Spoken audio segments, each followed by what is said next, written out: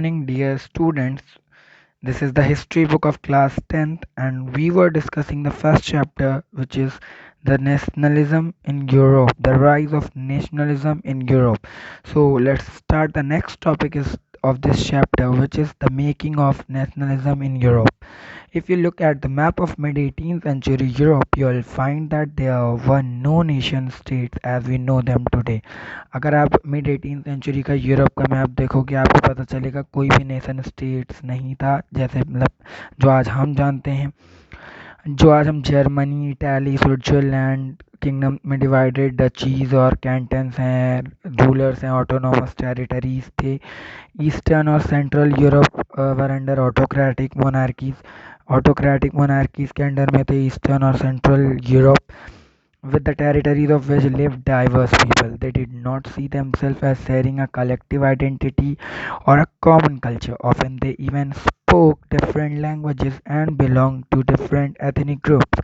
The Habsburg Empire that ruled over Austria-Hungary, for example, was a patchwork of many different regions of and peoples. It included the Alpine regions, the Trial, Australia, and Sutherland, as well as Bohemia, where the aristocracy was predominantly German-speaking. It also included the Italian-speaking provinces of Lombardy and Venetia. In Hungary, half of the population spoke Magyar, while the other half spoke a variety of dialects. In Galicia, the aristocracy spoke Polish.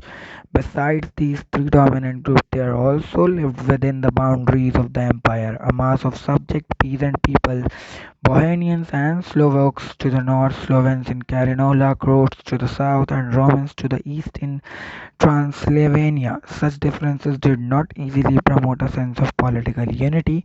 The only tie binding these diverse groups together was a common allegiance to the emperor. How did nationalism and the idea of the nation state emerge? जैसे कि पहले मैंने बताया कि पहले Germany, Switzerland ये सब kingdom में डिवाइडेड थे, और जो हम आज जानते हैं वैसे ये नहीं थे. देवर ऑटोनॉमस टेरिटरीज. ऑफन उनकी जो लैंग्वेजेस थी वो अलग अलग थी. ऑस्ट्रिया और हंगरी एग्जाम्पल जो है वो पैच वर्क था, तीन रीजन्स को मिलके ट्रायल ऑस्ट्रेलिया, और सडरलैंड को मिलके बहनिया में एरिस्टोक्रेसी थी, प्रीडोमिनेटली जर्मन स्पीकिंग थी. जो लैंग्वेजेस थी, जो कल्चर था वो डिफरेंट था. और तीन तीन चार चार कंट्रीज जो आज हम अलग जानते हैं, जितने भी एग्जांपल्स दिए गए हैं वो मिल के पहले एक किंगडम हुआ करता था. नाउ डेज वी नो दम डिफरेंट कंट्रीज, लेकिन पहले वो सारी कंट्रीज क्या हुआ करती थी, अलग हुआ करती थी. नेक्स्ट टॉपिक इज जो एरिस्टोक्रेसी थी और मिडिल क्लास उस टाइम का कैसा था. The aristocracy and the new middle class.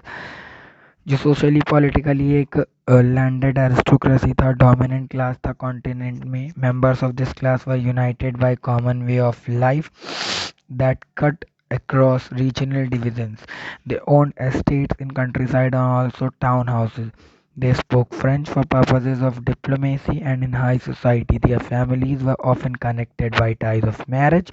This powerful aristocracy was, however, numerically a small group. The majority of the population was made up of the peasantry. To the west of the bulk of the land was farmed by tenants and small owners, while in Eastern and Central Europe, a pattern of landholding was characterized by vast estates which were cultivated by serfs. जो aristocracy थी at that time, जो वो dominant class थी continent में, United थे एक common वे से, regional division से, स्टेट्स ओन करते थे, कंट्री के टाउन हाउसेस भी ओन करते थे. फ्रेंच और डिप्लोमेसी, एक फ्रेंच डिप्लोमेटिक सोसाइटी थी, high society. Families marriage ties से कनेक्ट होते थे. पावरफुल एरिस्टोक्रेसी, एक स्मॉल न्यूमेरिकली एक स्मॉल ग्रुप था, मतलब नंबर्स में वो कम थे. Majority of the population peasantry का था. Vast bulk land was farmed by tenants in west direction में एंड स्मॉल ओनर्स. ईस्टर्न में सेंट्रल यूरोप में the part of land holding was characterise by vast state. मतलब बड़े लोगों के पास eastern part में लैंड होते थे और वो सर्फ्स के द्वारा कल्टीवेट किए जाते थे.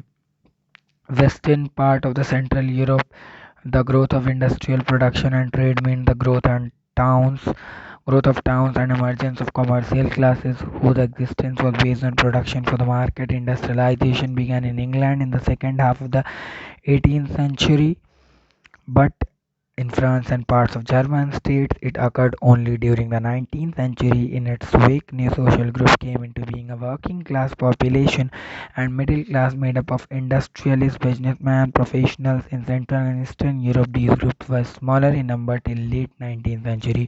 It was among the educated liberal middle classes that ideas of unity following the abolition of aristocratic privileges gained popularity.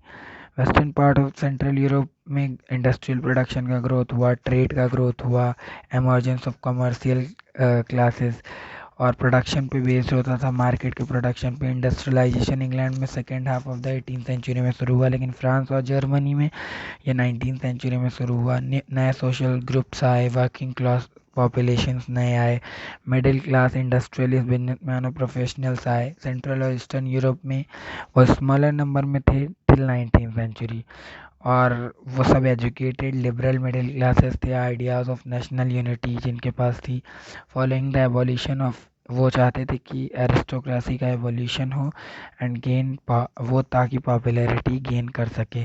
So that's enough for today. In the next class we will discuss about what did liberal nationalism stand for. Till then goodbye, take care, stay home, stay safe, and don't forget to subscribe my channel. Thank you so much.